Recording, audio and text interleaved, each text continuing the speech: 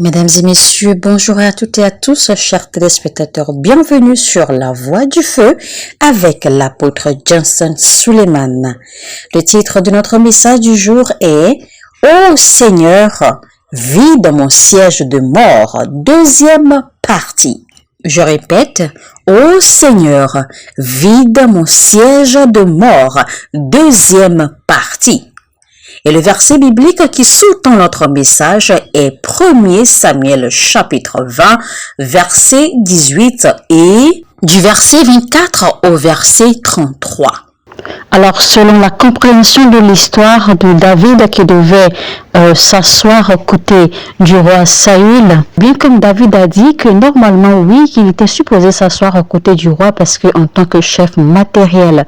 Et donc, normalement, en tant que chef matériel, puisqu'il avait déjà été annoncé pour être le prochain roi par la prophétie, eh bien, en tant que chef matériel, non seulement à cause de cela, mais aussi parce qu'il a été annoncé pour être le prochain roi, et bien David devait s'asseoir sur ce siège-là qui lui avait été préparé par le roi Saül afin de toucher le cœur du peuple, afin de faire bonne impression au peuple. Alors, la deuxième clé pour que votre siège de mort soit vidé, c'est que vous n'avez pas à chercher à faire bonne impression. Vous n'avez pas à chercher à impressionner les gens. Vous n'avez pas à chercher à faire semblant. Vous n'avez pas à chercher à vous compromettre parce que les hommes de l'esprit, ceux qui marchent par l'esprit de Dieu, ne se compromettent pas. Ils ne cherchent pas à impressionner les autres. Ils ne font pas semblant. Ils sont beaucoup plus intéressés par la marche, par la conduite du Saint-Esprit, parce qu'ils aiment plutôt marcher par le Saint-Esprit. Ils font toujours ce que le Saint-Esprit leur inspire.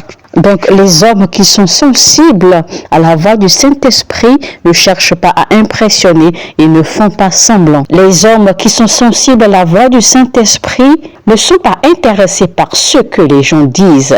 Alors, normalement, en ces temps-là, en Israël, quand l'on ne te voit pas à ton siège, au siège qui t'a été destiné à un festin, on le donnera à un autre.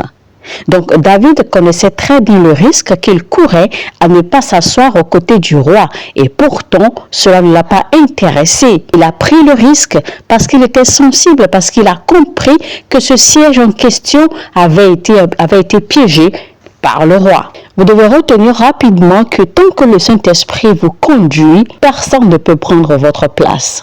Alors, si vous lisez bien le verset qui parle en fait de cette histoire, vous allez voir que la Bible a indiqué que c'était la place de David. La Bible n'a pas indiqué que c'était un siège ou une chaise, mais la Bible a indiqué la place.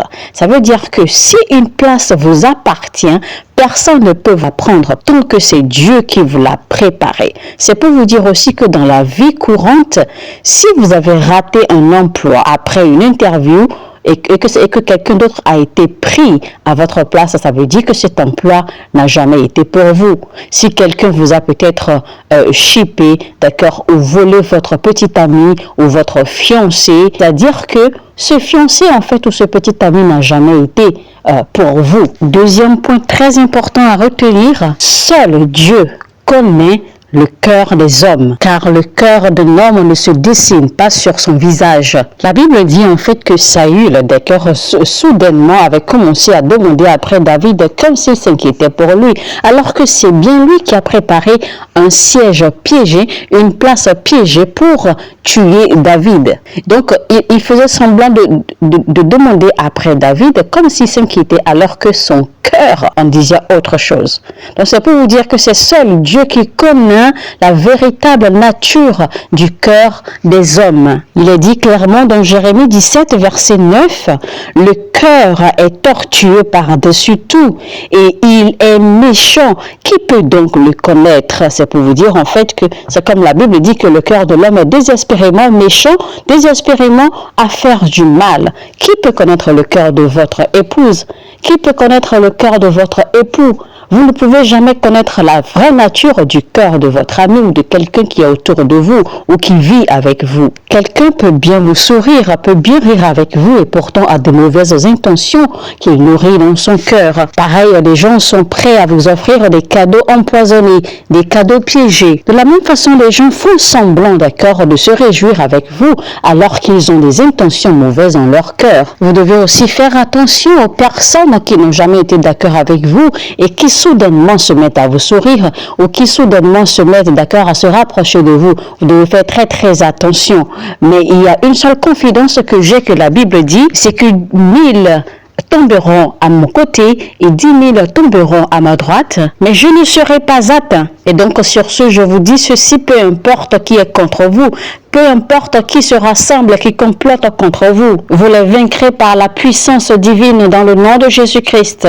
Alléluia. Alors, quand vous allez lire le verset 26 de 1 Samuel chapitre 20, pendant qu'ils attendaient l'arrivée de David, Saül a dit, David n'est pas là, peut-être qu'il n'est pas pur, c'est pour cela qu'il n'est pas encore à son siège. Parce que oui, normalement, selon les rites, avant de s'asseoir sur son siège à ce festin, il faille être purifié. Donc, Saül, en fait, se voyait purifié. Et c'est pour cela qu'il pouvait oser, d'accord, dire que David n'était pas pur. Et pourtant, lui qui se voyait purifié, il avait le javelot en main.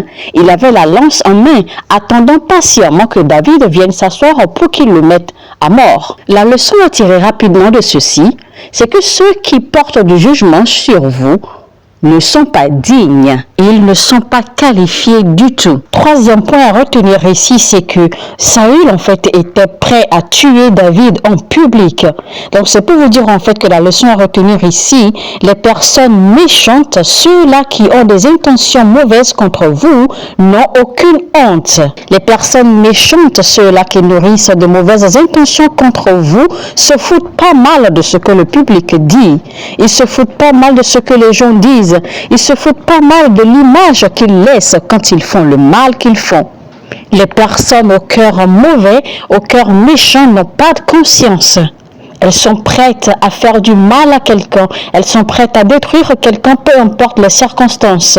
Je tiens maintenant à souligner ceci rapidement. Ce jour, normalement, était un jour de festin où tout le monde devait se rassembler à la table du roi. Donc, le peuple et tout le monde était rassemblé pour le festin, pour faire la fête, pour se réjouir.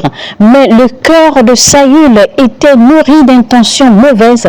Le cœur de Saül était noir et mauvais. Saül n'avait qu'une seule idée ce jour-là. Il n'avait pas l'idée de faire la fête, mais plutôt l'idée de tuer David. Alors, la leçon à retenir rapidement ici, faites très attention aux grandes cérémonies, aux grandes célébrations, aux grandes fêtes où l'on vous invite, les anniversaires, les mariages, les enterrements, etc., parce que vous ne savez pas qui vous aime, vous ne savez pas qui est votre véritable ami, vous ne savez pas qui est votre ennemi et vous ne savez pas véritablement ce qui vous y attend. Alors faites très attention. Et voilà également l'une des raisons pour lesquelles vous devez être très sensible au mouvement du Saint-Esprit en tant que chrétien. Vous devez apprendre à avoir une intuition très développée. En tant que chrétien, en tant qu'enfant de Dieu, vous n'êtes pas obligé d'accepter d'honorer toutes les cérémonies. Vous n'êtes pas obligé d'honorer tous les anniversaires auxquels on vous invite. Vous n'êtes pas obligé d'honorer tous les enterrements auxquels on vous invite. Vous n'êtes pas obligé d'honorer à tous les programmes d'église auxquels on vous invite. Vous n'êtes pas obligé de vous présenter dans toute église parce que c'est un ami qui vous a invité. Et en tant qu'homme de Dieu, vous n'êtes pas obligé d'atteindre tous les programmes. L'on ne vous oblige pas à répondre à toutes les invitations dans toutes les églises parce que c'est un ami qui vous a invité. Vous n'êtes pas obligé, ce n'est pas une obligation. Est-ce que vous avez vraiment besoin d'être sensible, d'être intuitif pour suivre le mouvement du Saint-Esprit? Parce que vous ne savez pas. Vous ne connaissez pas le cœur des hommes. Parce qu'en tant qu'homme de Dieu, il y a des programmes que vous allez faire et vous allez perdre votre onction. Il y a des programmes auxquels vous répondez, vous perdez l'Esprit de Dieu. Il y a des programmes auxquels vous répondez et vous allez contracter des esprits. Il y a des programmes auxquels vous répondez qui ne sont pas autorisés par Dieu pour vous, des programmes qui ne répondent peut-être pas à votre onction ou votre appel ministériel, vous répondez à ces programmes et vous y laissez quelque chose, vous y laissez une partie de vous, vous perdez quelque chose. C'est soit vous perdez votre don, soit vous perdez votre onction, soit vous perdez une connexion, soit vous allez contracter des esprits, vous devenez infecté ou corrompu par l'atmosphère ou par les esprits qui sont présents. Peu importe votre onction, peu importe comment vous priez ou comment vous jeûnez, peu importe votre connaissance de la parole de Dieu, il ne s'agit pas de cela. La question est ceci. Vous devez être intuitif.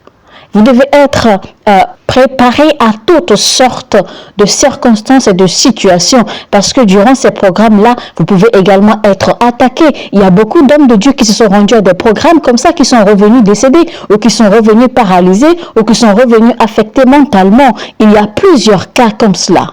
Donc, il y a des situations dangereuses, des situations malheureuses que vous pouvez éviter simplement en prenant conscience. Ce n'est pas le jeûne qui va régler cela, ce n'est pas la prière qui va régler cela, mais simplement la prise de conscience vous permettra d'éviter certains pièges. Maintenant, je prie pour vous. S'ils ont planifié vous tuer, vous descendre lors d'un événement, je déclare que leur programme se renverse sur leur tête.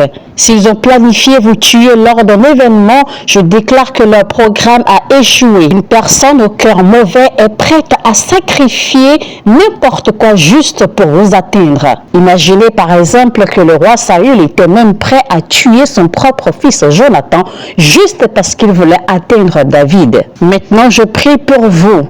Quiconque qui s'en va faire le sacrifice juste pour vous atteindre, le sacrifice de Jésus-Christ les arrache. Le sacrifice de Jésus-Christ les engloutit. Amen. Pour finir, nous allons faire cette prière. Alors, vous allez ouvrir votre bouche de là où vous êtes, vous allez lever votre main droite vers le ciel et vous allez crier très très fort. Mon Père, dans le nom de Jésus-Christ, pendant que je prie, tout sacrifice qui a été fait ou qui est sur le point d'être fait pour en finir avec ma vie, sang de Jésus-Christ. Vous allez crier très très fort, sang de Jésus-Christ, réponds en ma faveur. Sang de Jésus-Christ, réponds en ma faveur. Sang de Jésus-Christ, réponds en ma faveur. Et vous ouvrez votre bouche et vous vous mettez à prier sérieusement dans le nom puissant de Jésus-Christ. Alors, mesdames et messieurs, c'était donc la voix du feu avec l'apôtre Johnson Suleiman. Le thème du message, c'était « Ô Seigneur, vide mon siège de mort ». Deuxième partie et fin. Que Dieu vous bénisse abondamment. On se retrouve très très bientôt.